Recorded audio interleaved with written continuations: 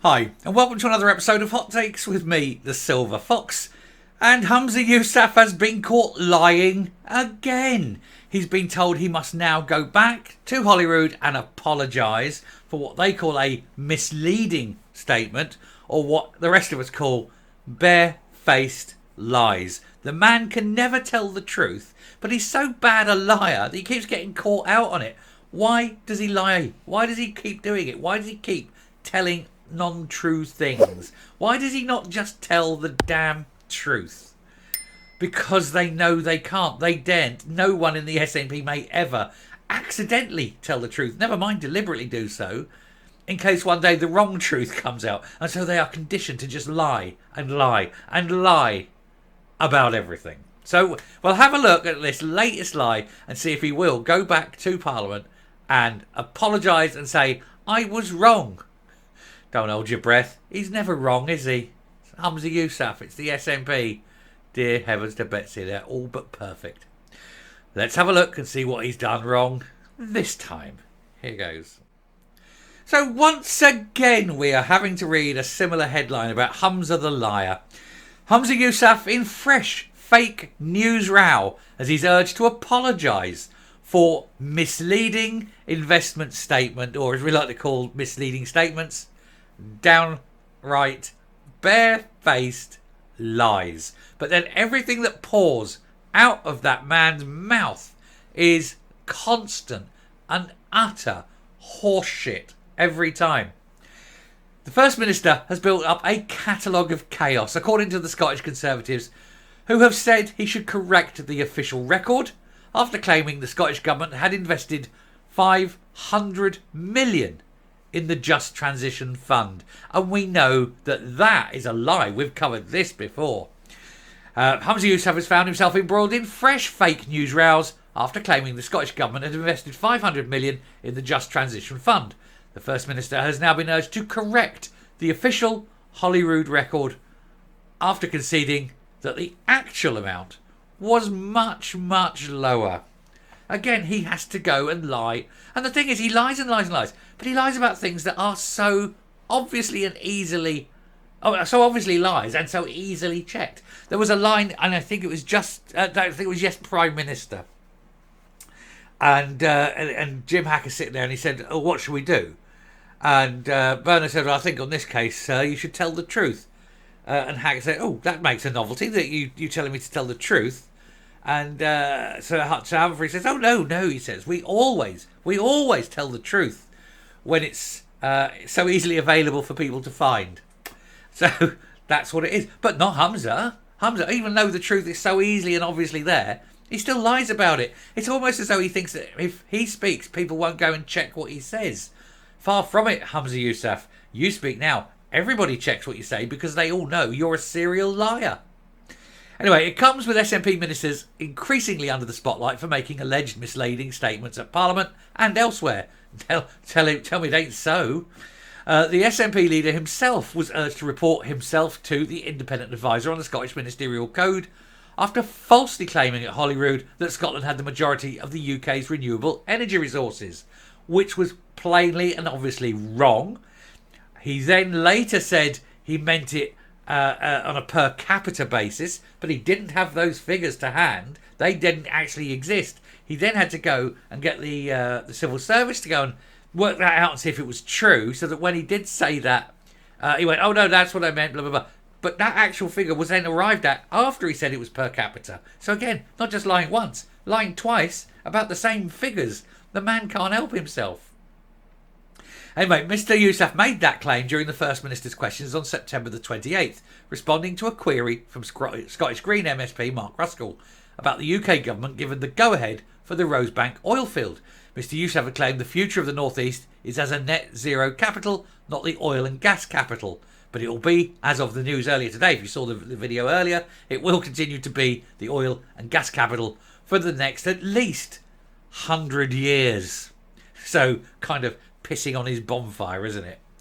It is. He said it is in transitioning from that to a net zero capital. That is the future I want to see for the North East, and that's why we have invested 500 million in the Just Transition Fund. But that actually isn't anywhere near how much they've invested. When challenged by the Scottish Conservative MSP Liam Kerr, Mr Yousaf admitted only that 75 million had been allocated for this fund, not the 500 million that he claimed. There's a different amount, isn't it? It's a little bit different. 75 million, 500 million. Which do you think is more accurate? Well, we know that anything that comes out of Humza Yousaf's mouth is always a lie. But anyway, instead of saying that he would update the record, Mr Yousaf used his response to take a shot at the Tories. Ironically, the SNP revealed plans for a fact-checking rebuttal service at its recent party conference, and Mr Kerr, an MSP for the North East of Scotland, couldn't resist a dig, saying, if the SNP's rebuttal unit does get set up, it won't need to look further than the top of their own party for its biggest clients, because everyone at the top lies and lies and lies every time. We've seen it so many times. Mr Kerr had written to Mr Yousaf saying that to the best of my knowledge, only 45 million had either been allocated or made available to the JTF.